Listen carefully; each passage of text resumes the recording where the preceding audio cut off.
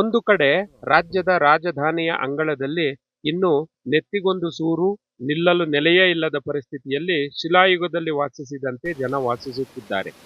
ಆನೇಕಲ್ ಅಭಿವೃದ್ಧಿಯಲ್ಲಿ ತುತ್ತ ತುದಿಗೆ ಮುಟ್ಟಿದೆ ಅಂತ ಪ್ರೆಸ್ ಮೀಟ್ಗಳಲ್ಲಿ ಬೊಬ್ಬಿಡುತ್ತಿದ್ದರೆ, ಮತ್ತೊಂದೆಡೆ ಆಡಳಿತ ಯಂತ್ರ ಕುಸಿದಾಗ ಕೇಳಲೇಬೇಕಾದ ವಿರೋಧ ಪಕ್ಷಗಳು ಇದರ ಮದುವೆಯಲ್ಲಿ ಉಂಡೋನೆ ಜಾಣ ಅಂತ ಗಾಢ ನಿದ್ರೆಗೆ ಬಿದ್ದು ದಶಕ ಕಳೆದು ಹೋಗಿದೆ.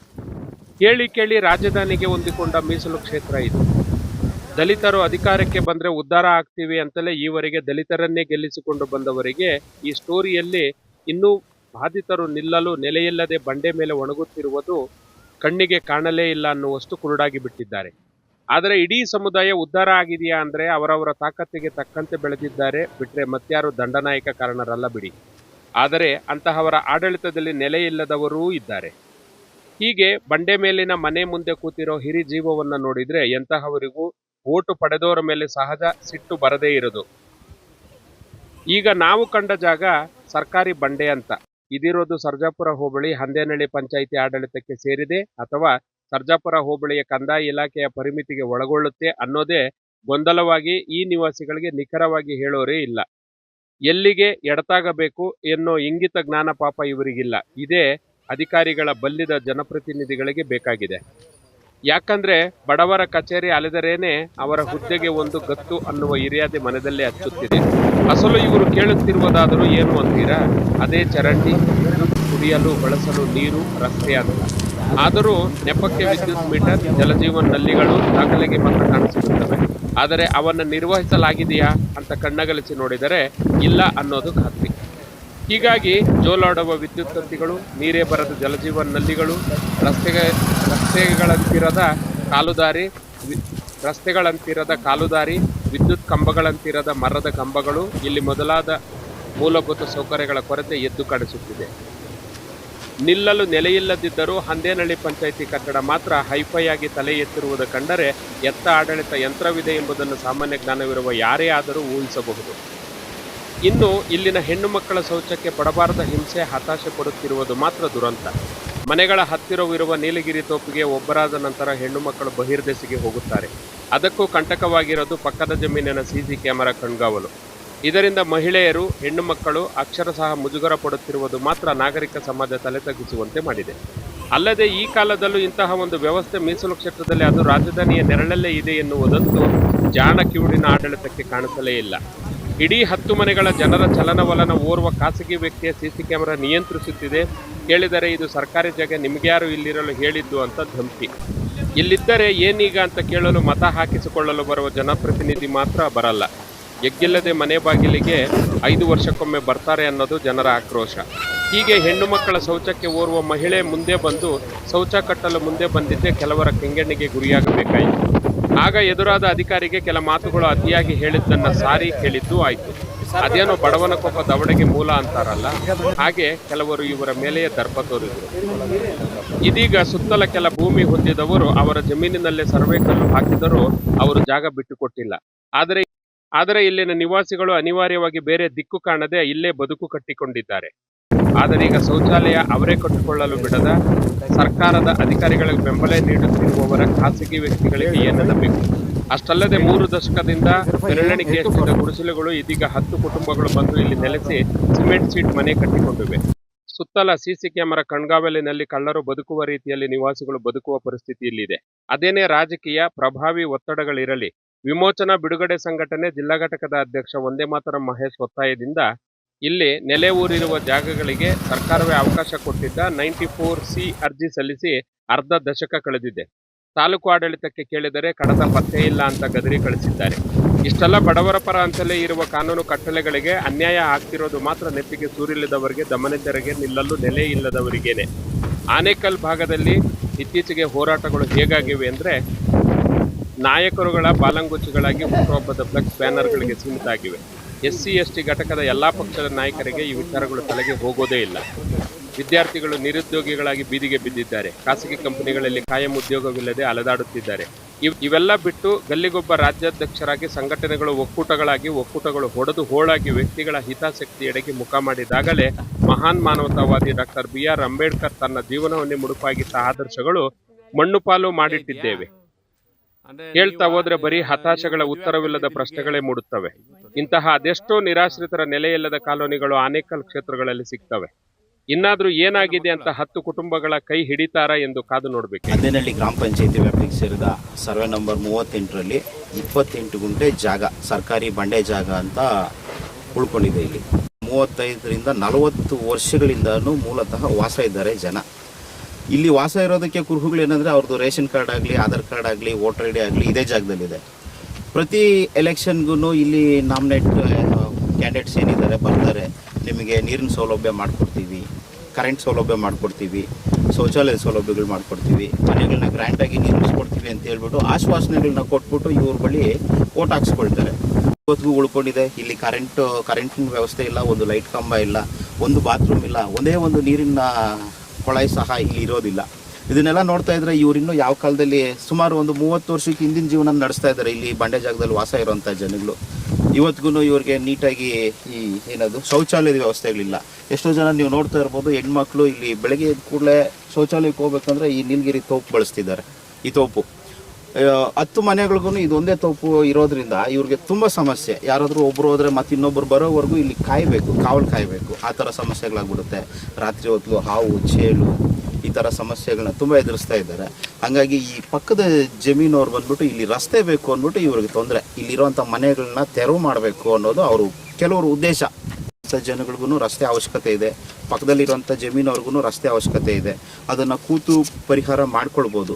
ಬಟ್ ಇವರು ಮನೆಗಳನ್ನ ತೆರವು ಮಾಡಿಸ್ತೀನಿ ಅನ್ನೋದು ಭಾಳ ವಿಕೃತವಾದ ಮನಸ್ಥಿತಿ ಉಳ್ಳಂಥವ್ರು ಅಂತ ನಾನು ಹೇಳ್ತಾ ಇದ್ದೀನಿ. ಅವ್ರಿಗೆ ಡೆಪ್ಟಿ ತಹಶೀಲ್ದಾರ್ ಅವ್ರ ಕಚೇರಿ, ರೆವಿನ್ಯೂ ಇಲಾಖೆ ಯಾರೇ ಆಗಿರಲಿ ಬಡವರಿಗೆ ಅನುಕೂಲ ಮಾಡುವಂಥದ್ದು ಇರಬೇಕು. ಯಾರೋ ಒಬ್ಬ ಪ್ರಭಾವಿ ವ್ಯಕ್ತಿಗಳು ಬಂದರು, ಅವ್ರನ್ನ ಮೆಚ್ಚಿಸೋದಕ್ಕೋಸ್ಕರ ಇವ್ರ ಮೇಲೆ ಬಂದು ದೌರ್ಜನ್ಯ ಮಾಡಿ, ಇವ್ರ ಮೇಲೆ ಬಂದು ನಿಮ್ಮ ಮನೆಗಳನ್ನ ಖಾಲಿ ಮಾಡಿಸ್ತೀನಿ, ಇವ್ರ ಮೇಲೆ ನಿಮಗೆ ಯಾವುದೇ ರೀತಿ ನಿಮಗೆ ಹಕ್ಕುಪತ್ರಗಳನ್ನ ಕೊಡಲ್ಲ ಅನ್ನೋದು ಧಮ್ಕಿಗಳಾಗ್ತಾ ಇದ್ದಾರೆ.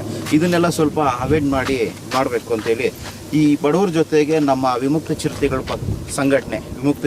ಸಂಘಟನೆ ನಾನು ಜಿಲ್ಲಾಧ್ಯಕ್ಷನಾಗಿದ್ದೀನಿ. ನನ್ನ ಜಿಲ್ಲಾ ಸಮಿತಿ ಮತ್ತು ರಾಜ್ಯ ಸಮಿತಿ ಯಾವತ್ತೂ ಬಡವ್ರ ಪರ ನಾವು ನಿಲ್ತೀವಿ ಅಂತ ಘಂಟಾಘೋಷವಾಗಿ ನಾನು ಹೇಳ್ತಾ ಇದ್ದೀನಿ. ಇದೇ ಸರ್ಕಾರಿ ಜಾಗದಲ್ಲಿ ಅದೇ ಪ್ರಭಾವಿಗಳು ಒತ್ತುವರಿ ಮಾಡಿಕೊಂಡು ಒಂದಷ್ಟು ಜಾಗನ ಕಾಂಪೌಂಡ್ ಹಾಕ್ಕೊಂಡಿದ್ದಾರೆ. ಅದೇ ಕಾಂಪೌಂಡ್ನ ಬಿಡಿಸಿ ಅವರಿಗೆ ದಾರಿ ಮಾಡಿಕೊಡೋದಕ್ಕೆ ಆರ್ ಐ ಕಡೆಯಿಂದ ಸಾಧ್ಯ ಆಗ್ತಾ ಇಲ್ಲ. ಯಾಕಂದರೆ ಬಡವರು ಮನೆಗಳು ಕಟ್ಕೊಂಡಿರೋದನ್ನ ಬಡವ್ರ ಮನೆನ ಬೀಳಿಸಿ ಅವರಿಗೆ ದಾರಿ ಮಾಡಿಕೊಡ್ತೀನಿ ಅಂತ ಮುಂದೆ ಬಂದು ನಿಂತಿದ್ದಾರೆ. ಅದೇ ಆರ್ ಐ ಅವ್ರಿಗೆ ನಾನು ಪ್ರಶ್ನೆ ಮಾಡ್ತಾ ಇದ್ದೀನಿ, ಅಲ್ಲಿ ಒತ್ತುವರಿ ಆಗಿರುವಂಥ ಜಾಗನ ಬಿಡಿಸಿ ರಸ್ತೆ ಮಾಡಿದ್ರೆ ಅವ್ರಿಗೂ ಅನುಕೂಲ, ಇವ್ರಿಗೂ ಅನುಕೂಲ, ಯಾವುದೇ ರೀತಿ ಸಮಸ್ಯೆ ಉಲ್ಬಣ ಆಗಲ್ಲ ಅಂತ ಆರ್ ಐ ಅವ್ರಿಗೆ ಹೇಳ್ತಾ ಇದ್ದೀನಿ. ಮತ್ತು ಸರ್ಕಾರಿ ಅಧಿಕಾರಿಗಳು ಯಾರೇ ಆಗಿರಲಿ ಬಡವ್ರ ಪರ ನಿಲ್ಲಬೇಕು, ಶೋಷಿತರ ಪರ ನಿಲ್ಲಬೇಕು ಅಂತ ನನ್ನ ಮನವಿಯನ್ನು ಮಾಡ್ಕೊಳ್ತಾ ಇದ್ದೀನಿ. ಪ್ರಮುಖವಾಗಿ ಕಾಣಿಸುವಂಥದ್ದು ಹೆಣ್ಮಕ್ಳಿಗೆ ಶೌಚಾಲಯದ ಕೊರತೆ ತುಂಬ ಪ್ರಮುಖವಾಗಿ ಕಾಣಿಸ್ತಾ ಇದೆ. ಅಲ್ಲಿ ಒಂದು ಹೆಣ್ಮಗು ಸ್ವಲ್ಪ ಧೈರ್ಯ ಮಾಡಿ ಒಂದು ಶೌಚಾಲಯ ನಿರ್ಮಾಣ ಮಾಡ್ಕೊಳ್ಳೋದಕ್ಕೆ ಮುಂದೆ ಬಂದಿದ್ದಾಳೆ. ಆ ಮುಂದೆ ಬಂದಿರೋಂಥ ಹೆಣ್ಮಗುಗೆ ಸರ್ಜಾಪುರ ನಾಡ್ ಕಚೇರಿಯಲ್ಲಿರುವಂಥ ಆರ್ ಐ ಅವರು ಬಂದು ಇಲ್ಲಿ ಯಾವುದೇ ಕಾರಣಕ್ಕೂ ನೀವು ಕೆಲಸ ಮಾಡಬಾರ್ದು ಅಂತ ಅವರಿಗೆ ಧಮಕಿ ಹಾಕ್ತಾರೆ. ಅದು ನಾನು ಹೇಳ್ತೀನಿ, ಅಫಿಷಿಯಲ್ ಆಗಿ ಒಂದು ನೋಟಿಸ್ ಕೊಟ್ಟೋಗಿ, ನೀವು ಕೆಲಸ ನಿಲ್ಲಿಸೋದಕ್ಕೆ ನೀವು ನೋಟಿಸ್ ಕೊಡಿ. ತದನಂತರ ಅವ್ರು ಕೆಲಸ ಮಾಡ್ದಿದ್ದಂಗೆ ನಾನು ಹೇಳ್ತೀನಿ ಅಂದಾಗ ಆ ನೋಟಿಸ್ ಕೊಡೋದಕ್ಕೂ ಅವ್ರು ನಿರಾಕರಣೆ ಮಾಡಿರ್ತಾರೆ. ರಾತ್ರಿ 1 ಗಂಟೆ, 2 ಗಂಟೆ, 12 ಗಂಟೆ ಪೊಲೀಸವ್ರನ್ನ ಕರೆಸಿ ಇಲ್ಲಿ ಯಾವುದೇ ಕಾರಣಕ್ಕೂ ಕೆಲಸ ಮಾಡಬಾರ್ದು. ಮತ್ತು ಅವರ ಒಂದು ಗ್ರಾಮ ಸಹಾಯಕರು ಇರ್ತಾರೆ, ಅವ್ರನ್ನ ವಾಚಿಂಗ್ ಹಾಕಿ ಒಂದೊಂದು ಅವರ್ಗೂ ಒಂದೊಂದು ಸಲ ಬಂದು ಇಲ್ಲೇ ಕೂತ್ಕೊಂಡು ಕಾವಲು ಕಾದಿದ್ದಂಥ ಕೆಲಸನೂ ಅವ್ರು ಮಾಡಿದ್ದಾರೆ. ಈ ಕೆಲಸನ ಬಡವರಿಗೆ ಅನುಕೂಲ ಮಾಡೋಂಥ ಉದ್ದೇಶದಿಂದ ಮಾಡಿದರೆ ನಾವು ತುಂಬ ಸಂತೋಷ ಪಡ್ತಾ ಇದ್ವು. ಬಟ್ ಯಾರೋ ಒಬ್ಬರು ಮಾತು ಕೇಳಿಕೊಂಡು, ಯಾರೋ ಪ್ರಭಾವಿಗಳ ಮಾತು ಕೇಳಿಕೊಂಡು ಇದನ್ನು ಬಡವರಿಗೆ ಅನಾನುಕೂಲ ಮಾಡೋದಕ್ಕೆ, ಬಡವರ ಮೇಲೆ ದೌರ್ಜನ್ಯ ಮಾಡೋದಕ್ಕೆ ಈ ಥರ ಕೆಲಸ ಮಾಡೋದನ್ನು ತುಂಬ ಅಕ್ಷಮ್ಯ ಅಂತ ಹೇಳ್ತಾ ನಾನು ಹೇಳ್ತೀನಿ. ನನ್ನ ಹೆಸರು ಲಾವಣಿ ಅಂತ, ತಮ್ಮ ಹೊಸಕೋಟೆ. ಬಡವರು ಇಲ್ಲಿ ನಿರಾಶ್ರಿತರು ಅನ್ಬೋದು, ಏನು ಇಲ್ಲದೆ ನಿರಾಶ್ರಿತರು ಅನ್ಬೋದು. ಅಂಥವರು ಸುಮಾರು 40-45 ವರ್ಷದಿಂದ ಇಲ್ಲಿ ಜೀವನ ಮಾಡ್ತಿದ್ದಾರೆ. ಇದು ಯಾರಿಗೂ ಕಣ್ಣಿಗೆ ಕಾಣಿಸ್ತಿಲ್ಲ. ಎರಡನೇದು ಬಂದು ಹೆಣ್ಮಕ್ಳಿಗೆ ಶೌಚಾಲಯ ಸರ್, ಮನೆಗಿಂತ ಮುಖ್ಯವಾಗಿ ಶೌಚಾಲಯ, ಅದ್ರ ಕಡೆ ಯಾರೂ ಗಮನ ಕೊಡ್ತಿಲ್ಲ. ನಮ್ಮ ಆರ್ ಐ ಸಾರ್ ಬಂದು ಮಾತಾಡಿರೋಂಥದ್ದು ತಪ್ಪು. ಯಾಕೆ ತಪ್ಪು ಅಂದರೆ ಇಲ್ಲಿ ಬಡವರಿಗೆ ಬಂದು ಅವರು ಮನೆ ಒದಿಸ್ಕೊಡ್ತಿಲ್ಲ, ನೀರು ಒದಿಸ್ಕೊತಿಲ್ಲ, ಕರೆಂಟ್ ಕೇಳ್ತಿಲ್ಲ. ಬರೀ ಮನೆ ಕಟ್ತಿದ್ದೀರಾ, ನೀವು ಶೌಚಾಲಯ ಕಟ್ತಿದ್ದೀರಾ ಅಂತೇಳಿ ನಿರ್ಬಂಧನೆಗಳಾಗ್ತಿದ್ದಾರೆ ಹೊರತು ಅವ್ರಿಗೆ ಆಗ್ತಿರೋಂಥ ಅನಧಿಕೃತವಾಗಿ ಏನು ಮಾಡ್ತಿದ್ದಾರೆ ಅಂತ ಹೇಳ್ಬಿಟ್ಟು ಅದ್ರ ಬಗ್ಗೆ ಯಾವುದೇ ಮಾಹಿತಿ ಕೊಡ್ತಿಲ್ಲ ಅವರು.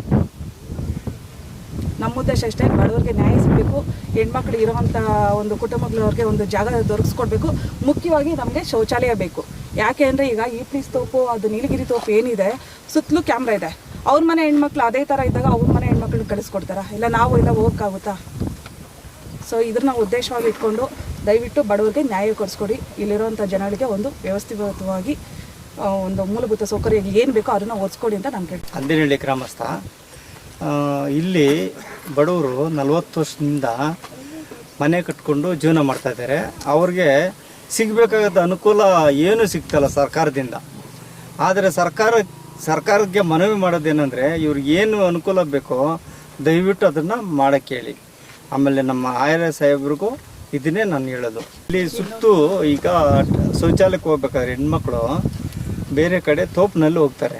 ಹಾಗಾಗಿರ್ಬೇಕಾದ್ರೆ ಅವ್ರ ಜಮೀನಿಗೆ ಎಷ್ಟು ಬೇಕೋ ಅಷ್ಟು ಅವ್ರ ಜಮೀನಿಗೆ ಏನು ಬೇಕೋ ಅವ್ರು ಮಾಡ್ಕೋಬೇಕು. ಬೇರೆ ಔಟ್ಸೈಡ್ ಇರೋಕ್ಕೆಲ್ಲನೂ ಏನಕ್ಕೆ ಕ್ಯಾಮ್ರಾಗಳೆಲ್ಲ ಫಿಕ್ಸ್ ಮಾಡಿದ್ದಾರೆ ಮನೆಗಳ ಹತ್ರ ಎಲ್ಲನೂ. ದಯವಿಟ್ಟು ಇದನ್ನು ನೀವು ಗಮನಕ್ಕೆ ತಗೊಂಬರಬೇಕು ಅಂಥೇಳಿ ನಾನು ಮನವಿ ಮಾಡ್ಕೊತಾ ಇದ್ದೀನಿ. ನಮಸ್ಕಾರ, ನನ್ನ ಹೆಸರು ಶಿವ ಅಂತೇಳಿ. ಈ ದಿನ ನಾವಿಲ್ಲಿ ಅಂದೇನಹಳ್ಳಿ ಪಂಚಾಯಿತಿ ಏರಿಯಾಗೆ ಏನು ಬಂದಿದ್ದೀವಿ, ಇದೆಲ್ಲ ಸುತ್ತ ನೋಡಿದ್ರೆ ಬಂಡೆ ಇರೋದು. ಈ ಬಂಡೆ ಜಾಗದಲ್ಲಿ ಅಮಾಯಕರಂತ ಹೇಳ್ಬೋದು, ಇಲ್ಲ ಬಡವರು ಅಂತ ಹೇಳ್ಬೋದು, ಅವರೆಲ್ಲ ಮನೆ ಕಟ್ಕೊಂಡಿದ್ದಾರೆ. ಆದರೆ ಅವ್ರಿಗೆ ಆಗ್ತಾ ಇರೋದು ಇಲ್ಲಿ ಶೋಷಣೆ ಅಂತ ಕೂಡ ನಾವು ಹೇಳ್ಬೋದು. ಬಟ್ ಏನಂದರೆ ಇಲ್ಲಿ ಸುತ್ತಮುತ್ತ ನೋಡಬೇಕಾದ್ರೆ ನಮ್ಮ ಹೆಣ್ಣು ಮಕ್ಕಳನ್ನೇ ಸಮೇತ ನಾವು ಎಲ್ಲೂ ಹೊರಗಡೆ ಕಳಿಸ್ದಿರೋ ಅಂಥ ನಮ್ಮ ಇಂಥ ದೇಶದಲ್ಲಿ ಆ್ಯಕ್ಚುಲಾಗಿ ಹೆಣ್ಣು ಮಕ್ಕಳು ಹೊರಗಡೆ ಮಲ ಮತ್ತು ಮೂತ್ರ ವಿಸರ್ಜನೆಗೆ ತೋಪಿಗೆ ಹೋಗ್ಬೇಕಾಗುತ್ತೆ. ಬಟ್ ಏನಂದರೆ ಇದು ಓಕೆ, ಬಟ್ ನೆಕ್ಸ್ಟ್ ನಾವು ಯೋಚನೆ ಮಾಡಿದ್ರೆ ಅವರೇನೋ ತೋಪು ಹೊಡೆದ್ರೆ ಪಾಪ ಹೆಣ್ಮಕ್ಳು ಎಲ್ಲ ಹೋಗ್ತಾರೆ. ಇದನ್ನು ನಮ್ಮ ಮನೆಗಳಲ್ಲಾದರೆ ನಾವು ಬಿಟ್ಬಿಡ್ತೀವ, ನಾವು ಕಾಯ್ದುಕೊಳ್ತೀವಿ. ಅದೇ ರೀತಿಯಾಗಿ ಇಲ್ಲಿ ಏನು ಮಾಡಬೇಕಂದ್ರೆ ನಮ್ಮ ಅಧಿಕಾರಿಗಳೇನಿದ್ದಾರೋ ಮುಂದೆ ಬಂದು ಹೆಣ್ಣು ಮಕ್ಕಳಿಗೆಲ್ಲ, ಗಂಡಸರು ಬಿಡಿ, ಗಂಡಸರು ಎಲ್ಲಿ ಬೇಕಾದರೂ ಹೋಗ್ತಾರೆ. ಬಟ್ ಇಲ್ಲಿ ನೋಡಿದ್ರೆ ಚರಂಡಿ ಇಲ್ಲ, ನೀರಿಲ್ಲ, ಕರೆಂಟ್ ಇಲ್ಲ, ಇಷ್ಟೆಲ್ಲ ತೊಂದರೆಗಳಿದೆ. ಆದರೆ ನಮ್ಮ ದೇಶದಲ್ಲಿ ಎಲ್ರಿಗೂ ಸಮಾನತೆಯಾಗಿ ಹಕ್ಕು ಸಿಗಬೇಕು, ಅವ್ರದ್ದೇ ಆದಂಥ ಅವ್ರಿಗೊಂದು ಉಳಿವು ಸಿಗಬೇಕು.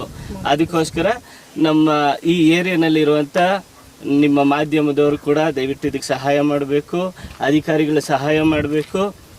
ಇದನ್ನೆಲ್ಲ ನೋಡಿ ನಮ್ಮ ಹೆಣ್ಣು ಮಕ್ಕಳಿಗೆ ಈ ಮನೆಗಳವ್ರಿಗೆ ರಕ್ಷಣೆ ಕೊಡಬೇಕು. ಧನ್ಯವಾದಗಳು. ನಮ್ಗೆ ಇಲ್ಲಿ ಬಾತ್ರೂಮ್ ಇಲ್ಲ, ನೀರು ವಸತಿ ಇಲ್ಲ, ಹೋಗೋಕ್ಕೆ ದಾರಿ ಇಲ್ಲ, ಏನು ಇಲ್ದಿರ ಇಲ್ಲಿ ನೋಡಿ ಕ್ಯಾಮ್ರಾ ಸುಟ್ಟು ಕ್ಯಾಮ್ರಾ ಮಡಿಕೊಂಡು ಕೂತವ್ರೆ. ನಾವು ಹೆಂಗೆ ಹೋಗೋದು, ಏನು ಹೆಣ್ಣು ಮಕ್ಳು ಅನ್ನೋದು ಏನು ಇದು ಬೇಡ ನಮ್ಗೆ.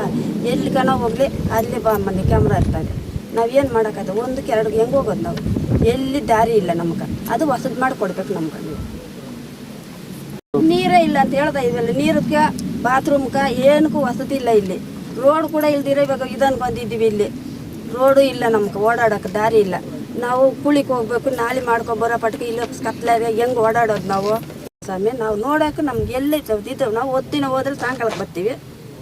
ಎಲ್ಲಿ ನಮ್ಗೆ ಎಲ್ಲಿ ಗೊತ್ತಾಯ್ತದೆ? ನನ್ನ ಹೆಸರು ಶಶಿಕಲಾ ಸರ್, ನಾನು ಅಂದೇನಹಳ್ಳಿ. ನನ್ನ ಒಂದು ವರ್ಷ ಮಗುದಲ್ಲಿ ನಾನು ತೊಗೊಬಂದು ಇಲ್ಲಿ ಸಾಕಿತ್ತು.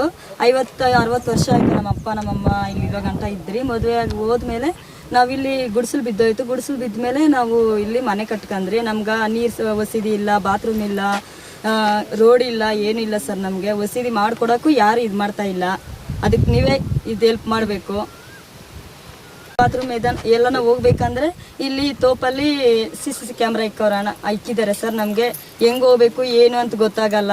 ಈ ಥರ ಎಲ್ಲ ಮಾಡಿದ್ರೆ ನಮ್ಗೆ ಏನು ಮಾಡ್ಬೇಕಂತ ನಮ್ಗೆ ಗೊತ್ತಿಲ್ಲ ಸರ್. ನೀವೇ ಅದಕ್ಕೆ ದಾರಿ ತೋರಿಸ್ಕೊಡ್ಬೇಕು ಸರ್. ನಮಗೆ ಶೌಚಾಲಯ ಇಲ್ಲ ಸರ್ ಇಲ್ಲಿ ಅಂತಂದರೆ. CCTV ಎಲ್ಲ ನಮಗೊಂದು ಮನೆ ಒಳಗಡೆ ಹೋದ್ರೂ ಅಷ್ಟೇ, ಮನೆ ಒಳಗಡೆ CCTV ಇದೆ, ಹೊರಗಡೆ ಹೋದ್ರೂ CCTV ಇದೆ ಸರ್. ಅದರಲ್ಲಿ ಎಲ್ಲ ಆಲ್ರೌಂಡು ಹಾಕ್ಕೊಂಡಿದ್ದಾರೆ. ಮತ್ತು ನಾವು ಯಾವ ಥರ ಸರ್ ಹೋಗೋದು? ಬೆಳಗ್ಗೆ 7 ಗಂಟೆಗೆ ಹೋದರೆ ಎಲ್ಲರೂ 7 ಗಂಟೆ ಕೆಲ್ಸಕ್ಕೆ ಹೋಗಲೇಬೇಕು. ಬಾಯ್ಸ್ ಹೋದ್ರೆ ಗಲ್ಸ್ ಹೋಗೋಕ್ಕಾಗಲ್ಲ, ಗಲ್ಸ್ಗೆ ಹೋದ್ರೆ ಬಾಯ್ಸಕ್ಕೆ ಹೋಗೋಕ್ಕಾಗಲ್ಲ ಸರ್. ಆ ಥರ ಪರಿಸ್ಥಿತಿ ಇದೆ ಇಲ್ಲಿ. ಅಷ್ಟೇ ಸರ್ ನಾವು ಕೇಳ್ತಿರೋದು, ಮತ್ತು ಇನ್ನೇನು ಬೇರೆ ಏನು ಕೇಳ್ತೇ ಇಲ್ಲ. ರಸ್ತೆ ಸರ್ ಅಂತಂದರೆ ಗೌರ್ಮೆಂಟ್ ಜಾಗದಲ್ಲ ಇದೆ ಸರ್. ಇದೆ ಚರಂಡಿ ಇಲ್ಲ ಸರ್, ವಿದ್ಯುತ್ ಇದೆ, ಚರಂಡಿ ಇಲ್ಲ ಸರ್. ಸಮಸ್ಯೆ ಏನು ಅಂದರೆ, ಫಸ್ಟ್ ಆಫ್ ಆಲ್ ಇಲ್ಲಿ ಬಂದು ರೋಡ್ ಇಲ್ಲ ಅಂತ ನಮ್ಗೆ ತೊಂದರೆ ಕೊಟ್ಟಿದ್ದಾರೆ. ಫಸ್ಟ್ ಮನೆ ಬೆಳೆಸಿ ರೋಡ್ ಕೊಡಿ ಅಂತ ಕೇಳಿದ್ರು, ಅದಕ್ಕೆ ನಾವು ಬಿಡೋಕ್ಕಾಗಲ್ಲ ಅಂತ ಅಂದೇನಹಳ್ಳಿ ಗ್ರಾಮ. ನನ್ನ ಹೆಸರು ಚೇತನ್ ಅಂತ ಮಾತಾಡ್ತಾ ಇರೋದು. ಇಲ್ಲಿ ಬಂದು ಸುಮಾರು ಒಂದು 10 ಮನೆಗಳಿದ್ದಾವೆ. ಇಲ್ಲಿ ಬಂದು ಮೂಲ ಸೌಕರ್ಯ ಯಾರಿಗೂ ಇರೋಲ್ಲ. ಅದನ್ನು ಕೇಳಕ್ಕೆ ಹೋಯ್ತಕ್ಕೆ ಇದು ಅಂದೇನಹಳ್ಳಿ ಗ್ರಾಮ ಪಂಚಾಯತಿಗೆ ಲೆಟರ್ ಕೊಟ್ಟರೆ ಅವ್ರ ಕಡೆಯಿಂದ ಯಾವ ರೆಸ್ಪಾಂಡ್ ಇಲ್ಲ ನಮಗೆ. ಮತ್ತು ಸರ್ಜಾಪುರ ಹೋಗಿ ಅಲ್ಲೂ ಕೇಳಿದ್ದೀವಿ, ಈ ಥರ ಆಗಿದೆ, ಈ ಥರ ಇದೆ ಅಂತ ಕೇಳಿದ್ದಕ್ಕೆ ಅವರು ಅದಕ್ಕೆ ನಮಗೂ ಉತ್ತರ ಕೊಟ್ಟಿಲ್ಲ. ಅದನ್ನು ಬಿಟ್ಟು ಮತ್ತೆ ಆನೇಕಲ್ಗೂ ಹೋಗಿದ್ದೀವಿ, ಅಲ್ಲಿಂದಲೂ ನಮಗೆ ಈ ಥರ ಆಗಿದೆ, ಈ ಥರ. ಆಮೇಲೆ 94C ನಾವು ಅಪ್ಲೈ ಮಾಡಿರ್ತೀವಿ, ಎಲ್ಲರೂ ಒಂದು 7 ರಿಂದ 8 ಮನೆಯಿಂದ ಅಪ್ಲೈ ಮಾಡಿರ್ತಾರೆ. ಒಬ್ಬರ ಹತ್ರ ಇದ್ದ ಆಧಾರ ಏನಿದೆ ಅದನ್ನೆಲ್ಲ ನಮಗೆ ಈ ಥರ ಕೊಡಿ, ನಮಗೆ 94C ಹಾಕಿದೆ. 2021 94C ಹಾಕೊಂಡಿರೋದು. ಅದನ್ನು ಕೇಳಿದರೆ ಅದು ಫೈಲೇ ಇಲ್ಲ ಅಂತ ಹೇಳ್ತಾರೆ ಒಬ್ಬರು. ಅದಾದಮೇಲೆ ಅದೆಲ್ಲ ಆಯಿತು ಅಂತ ನಾವೇ ಸ್ವಂತವಾಗಿ ಮೂಲಸೌಕರ್ಯಕ್ಕೆ ನಾವೇ ಮಾಡ್ಕೊಳ್ಳೋಣ ಅಂತ ನಾವು ಕಟ್ಟಕ್ಕೆ ಹೋದರೆ ನಮಗೂ ಕಟ್ಟಕ್ಕೆ ಬಿಟ್ಟಿಲ್ಲ. ಅದಾದಮೇಲೆ ದಾರಿ ಕೇಳ್ತಾರೆ ಅಂದರೆ ದಾರಿ ಬಂದು ಗೌರ್ಮೆಂಟ್ ಲ್ಯಾಂಡಲ್ಲಿ ದಾರಿ ಬೇಕಂತೆ. ನೀನು ಗೌರ್ಮೆಂಟ್ ಲ್ಯಾಂಡಲ್ಲಿ ಮನೆ ಕೊಟ್ಕೊಂಡಿದ್ದೀರಾ, ನಮಗೂ ಗೌರ್ಮೆಂಟ್ ಲ್ಯಾಂಡಲ್ಲಿ ಜಾಗ ಕೊಡಬೇಕು. ಆ ಥರ ಬಂದು ನಮಗೆ ತೊಂದರೆ ಕೊಡ್ತಾಯಿದ್ದಾರೆ. ಆಮೇಲೆ ಮತ್ತು ಕ್ಯಾಮ್ರಾಗಳು ಮತ್ತು ನಮ್ಮ ಮನೆ ಹತ್ರ ಅಕ್ಕಪಕ್ಕದಲ್ಲಿ ಕ್ಯಾಮ್ರಾಗಳು ಅವ್ರ ಜಮೀನು ಬಿಟ್ಕೊಂಡಿಲ್ಲ. ಕ್ಯಾಮ್ರಾಗಳೆಲ್ಲ ಫೋಕಸ್ ನಮ್ಮ ಮನೆ ಕಡೆ, ಈ ಕಡೆ ಓಡಾಡೋ ದಾರಿ ಮತ್ತು ಆ ಕಡೆ ತೋಪಿದೆ, ತೋಪಲ್ಲಿ ವಾಶ್ರೂಮ್ಗೆ ಹೋಗ್ತಾ ಅಲ್ಲಿ ಒಳಗಡೆಗೂ ಒಂದು ಹಾಕೊಂಡಿದ್ದಾರೆ. ಈ ಥರದಿಂದ ನಮಗೆ ತೊಂದರೆ ಕೊಡ್ತಾ ಇದ್ದಾರೆ ಸರ್. ಯಾರು ತೊಂದರೆ ಕೊಡ್ತಾರೆ ಸರ್? ನಮ್ಮ ಪಕ್ಷದ ಜಮೀನವರು ಸರ್. ನಾವು ಇದೀವಲ್ಲ ಅವ್ರ ಜಮೀನವರು. ಅವ್ರ ಹೆಸರು ಗೊತ್ತಿಲ್ಲ, ಅವ್ರ ಹೆಸರು ಗೊತ್ತಿಲ್ಲ ಸರ್ ನಮಗೆ.